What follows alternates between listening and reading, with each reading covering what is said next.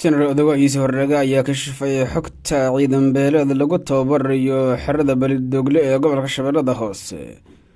Qorshe ay Xasan Sheekh Maxamuud iyo kooxdiisu ka leeyihiin iyo fadeexado weyn oo banaanka timid. Shaqariya Soomaaliya warbixinta idinkula wadaagi doona xogta muhiimka ah. Taliyaha ciidanka xoogga dalka ayaa afka furtay soona bandhigay ciidan beeleed lagu tababarayo xerada Balidoogle iyada oo hakada la geliyay tababarkii ciidanka danab ee Mareykanku ay tababari jireen.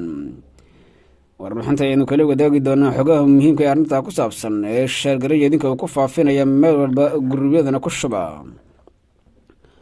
qaybta faalada sidoo kale nagu wadaag arrintiina waa hagaag aan ka bilaabo. Taliyaha ciidanka xoogga dalka Soomaaliyeed General Odawayiis Horraga ayaa banaanka keenay qorshe tara oo Xasan Sheekh Maxamuud iyo kooxdiisu ay ka leeyihiin ciidan beeleed lagu tababarayo deegaanka Balidoogle ee gobolka Shabeellada Hoose, halkaasi oo hore u ahayd xero ay ciidanka danab ku tababarto dowladda Mareykanku.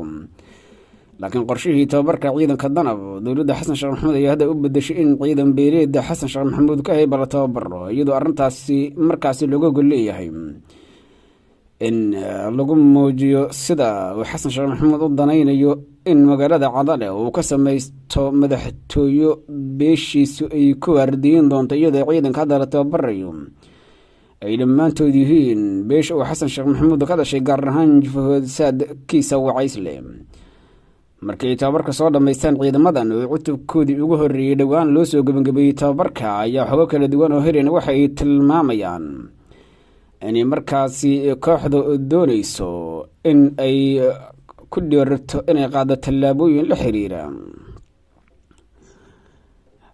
hubkii laga keenay wadamada Masar iyo Uganda si toos lagu gacan geliyay ciidamada beeleedkaasi Xasan Sheekh Maxamuud oo ka heybta si magaalada Cadale ammaankeeda ay u sii adkeeyaan, iyadoo uu socdo qorshe weyn oo Xasan Sheekh Maxamuud uu ku doonayo inuu magaalada Cadale kaga dhisto madaxtooyo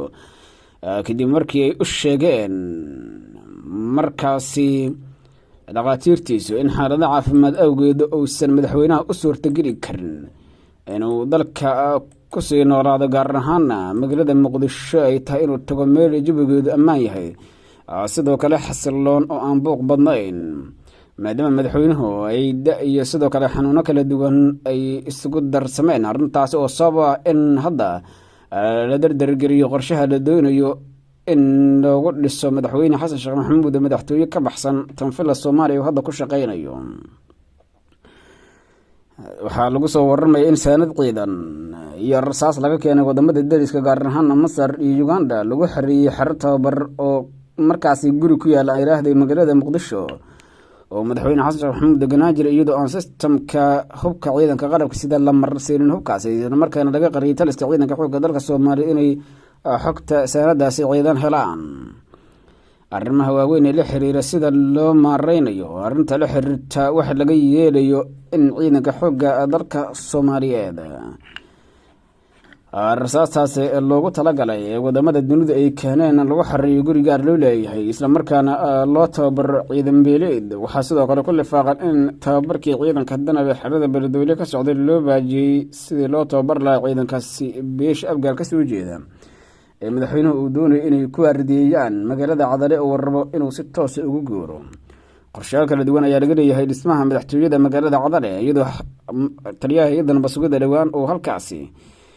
u tagay sidii uu u nabadeeyo aagga magaalada Cadale, isla markaana hay-adana basugida ciidankeeda halkaasi loo daabulay.